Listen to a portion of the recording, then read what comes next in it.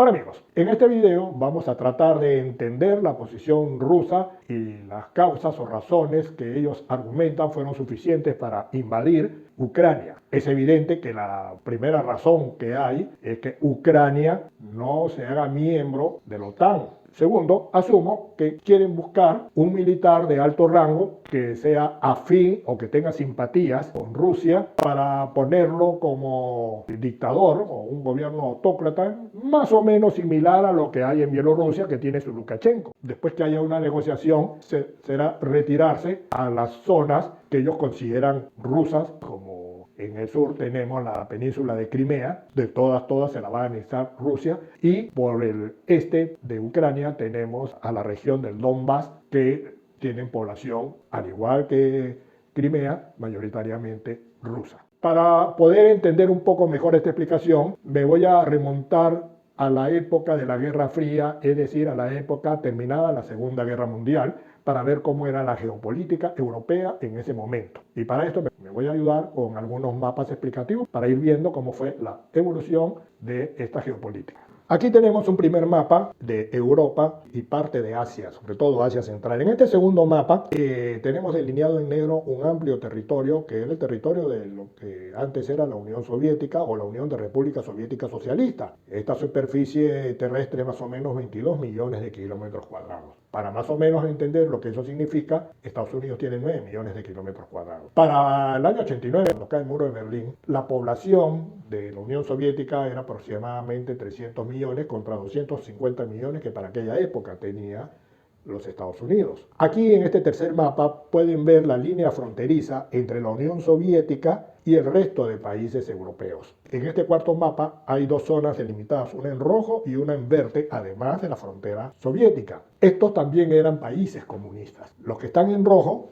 que vendrían a ser la Alemania Oriental o Alemania Democrática, como ellos se llamaban, Polonia, Checoslovaquia, hoy en día separado en dos repúblicas, la checa y la eslovaca, Hungría, Rumanía y Bulgaria. Esos países eran comunistas y satélites de la Unión Soviética. Más abajo tienen dos países delineados en verde que son Yugoslavia y Albania. Debido al éxito que tenían los comunistas, que cada vez iban abarcando más territorio, hay una preocupación en Europa Occidental de defender sus valores. En 1949, Estados Unidos, Canadá y un grupo de países europeos firman el Tratado de la OTAN, es decir, la Organización del Tratado del Atlántico Norte, o NATO en inglés, que básicamente es un tratado de defensa mutua. Dentro de los países europeos que firman este tratado están Noruega, Dinamarca, Islandia, Reino Unido, Francia, Italia, Portugal y el Benelux, es decir, Bélgica, Países Bajos y Luxemburgo. Aquí en este mapa ustedes lo pueden ver delineados en azul. El único punto donde hay frontera entre la OTAN y la Unión Soviética es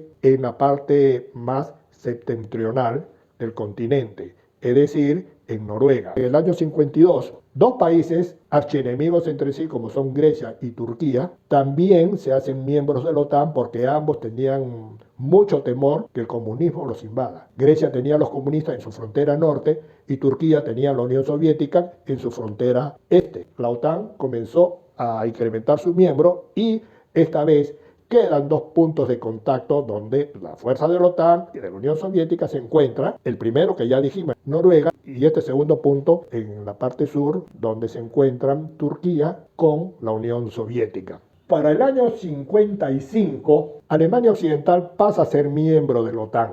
Pero eso sí prendió la alarma en el bloque soviético. La Unión Soviética, conjuntamente con sus aliados o sus satélites, crea ese mismo año, es decir, el año 55, el Pacto de Varsovia. También una especie de OTAN de defensa mutua y contrarrestar pues, a la OTAN. Entraron los países que ustedes tienen allí en el mapa delineado en rojo. Los verdes no, porque en el verde tenemos a Yugoslavia. Yugoslavia no firmó el Pacto de Varsovia porque el mariscal Tito siempre tuvo una actitud muy autónoma, muy independiente de las decisiones que tomaba el Kremlin. Albania firmó el tratado pero después tuvo desavenencias con la Unión Soviética y Albania se fue para el bloque de China comunista, la China de Mao Zedong. En el año 1985 sube Mikhail Gorbachev al poder y se encuentra con un país pues, que estaba de quiebra, era un gigante con pies de plomo y que Occidente cada vez le sacaba más ventaja. Él se basa en dos pilares para hacer cambios en la Unión Soviética. Uno de ellos, la perestroika, que es básicamente la reestructuración del país como tal, y el otro es el glasnost, que se refiere a una mayor transparencia y una mayor apertura hacia otros países. 4 años después, es decir, el año 89, como resultado de este tipo de política de apertura, cae el muro de Berlín. Y posteriormente a la caída del muro de Berlín, comienzan a buscar su independencia unas cuantas repúblicas que pertenecían a la Unión Soviética. Dentro de estas repúblicas que se escindieron, tenemos las 3 repúblicas bálticas, que son Estonia, Letonia y Lituania. En la Europa Central se separaron Bielorrusia, Ucrania y Moldavia. También se separaron 3 pequeños países que están entre el Mar Negro y el Mar Caspio en la zona montañosa del Cáucaso, que son Georgia, Azerbaiyán y Armenia. Y en el Asia Central también se separaron 5 países mayoritariamente islámicos. Tenemos a Kazajstán, Uzbekistán, Kirguistán, Turkmenistán y Tayikistán. Con la separación de todos estos países, los que quedaron dentro de la Unión Soviética pues deciden cambiarle el nombre al país y ponerle Federación Rusa, que es la que actualmente controla Vladimir Putin. Resulta que este país pierde en esas decisiones 5 millones de kilómetros cuadrados. Ya no tiene 22 millones, sino queda en 17 millones de kilómetros cuadrados. Y actualmente tiene una población de aproximadamente, voy a redondear el número, de 145 millones, de los cuales 110 viven en la parte europea. Digo 145 millones para redondear el número y decir que Ucrania tiene 45 millones, para que ustedes vean la diferencia. Y en cuanto a territorio, ni hablar,